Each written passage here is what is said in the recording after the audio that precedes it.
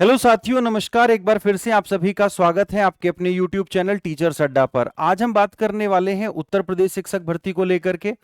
देखिएगा, यहाँ पर क्या है कि नए आयोग में नियम नहीं, फंसी शिक्षकों की बहाली। अब क्या यहाँ पर नियम नहीं है, हम उसके बारे में प्यारे साथियों थोड़ा सा जानते हैं।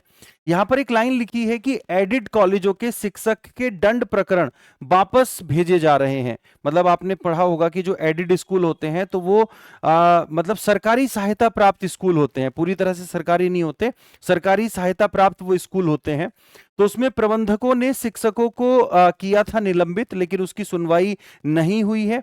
अब हुआ क्या है कि जैसे ही हमारा माध्यमिक शिक्षा सेवा चयन बोर्ड समाप्त हुआ है, तो उसके समाप्त होने के साथ साथ उसके जितने भी नियम थे, उसके जितने भी दंड प्रकरण वाले जो नियम थे, वो सारे के सारे समाप्त हो गए हैं। और अभी जो हमारा नया आयोग बना है, इसमें देखो लिखा भी है कि नवगठित उत्तर प्रदेश शिक्षा सेवा चयन आयोग ने प्रदेश के 4512 सहायता प्राप्त माध्यमिक विद्यालयों में कार्यरत लगभग 63,000 शिक्षकों और प्रधानाचार्यों के दंड प्रकरणों के अनुमोदन या अनानुमोदन की कोई व्यवस्था नहीं है। मतलब इसके अंदर दंड प्रकरण की कोई भी व्यवस्था नहीं है। क्या क्लोज होने चाहिए, वो बिल्कुल भी इसके अंदर नहीं है। पहले हुआ करते थे वो माध्यमिक शिक्षा सेवा चयन बोर्ड में, लेकिन वो उसके खत्म होने के साथ ही सारी चीजें खत्म हो गई हैं। इस कारण सालों से लंबित चली आ रही शिक्षकों की बहाली फंस गई है।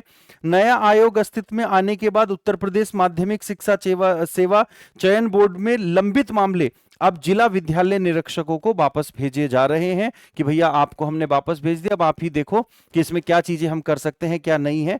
अब चयन बोर्ड के उप सचिव नवल किशोर की ओर से 2 अप्रैल को बरेली के डीआईओएस को ऐसा ही एक मामला भेजा गया। राष्ट्रीय कृषि एवं उद्योग इंटर कॉलेज सिरोली बरेली के सहायक अध्यापक अनूप कुमार मिश्र के दंड से संबंधित प्रकरण 31 दिसंबर 2015 को चयन बोर्ड को भेजा गया था। दंड समिति ने 11 जनवरी 2022 को व्यक्तिगत सुनवाई सुनिश्चित की, जिसमें शिक्षक अनूप कुमार मिश्र तो पहुंचे लेकिन प्रबंधक अनुपस्थित रहे। इस कारण प्रकरण पर जो हमारा प्रकरण था उस पर कोई निर्णय नहीं हो सका।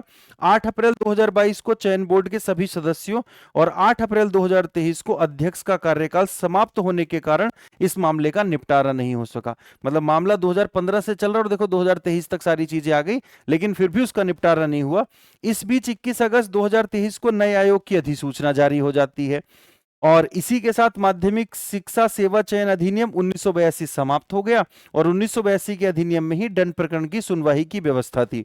उप सचिव नवल किशोर ने पत्र में लिखा है कि नए आयोग में दंड अनुमोदन अनानुमोदन की कोई प्रक्रिया निर्धारित नहीं है, लिहाजा मामला वापस बरेली भेजते हुए नियमानुसार कार्यवाही के निर्देश दिए गए। अब देखो फिर से वही है कि लंबा खींचने वाली बात है। जैसा कि अभी मैं बात करूं तो एक स्टेटमेंट और आई थी आप लोगों की कि हमारी जो क्या कहते हैं आचार संहिता है, तो आचार संहिता में परीक्षा पर कोई रोक नहीं होती, लेकिन फिर भी हमारी परीक्षा जो है वो अटकी हुई है। जिन बच्चों का एग्जाम होना है 2 साल से वेट कर रहे हैं। और ये कहीं ना कहीं अगर मैं बात करूं तो ये उस तरह की चीजें हो गई कि जैसे कि भारत में क्या होता है कि सड़क बना दी गई, लेकिन यार उसके नीचे ना पाइप डालना भूल गए। तो वैसा ही कुछ है कि भैया आयोग गठन कर दिया, लेकिन उसके अंदर दंड प्रकरण का कहीं कोई मुद्दा नहीं है।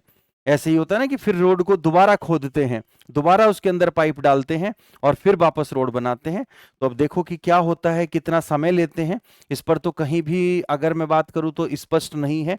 लेकिन जैसे ही कोई सूचना आती है हम आप लोगों को जल्दी ही प्यारे साथियों ये सूचना देंगे।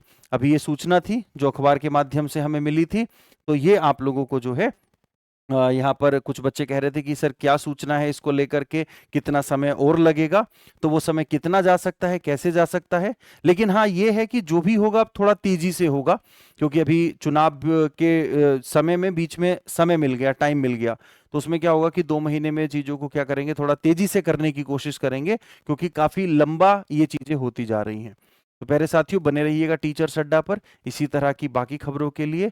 और अगर आपको हमारे किसी भी पेड कोर्स से जुड़ना है तो नीचे दिए गए नंबर पर कॉल करें। जय हिंद, जय भारत।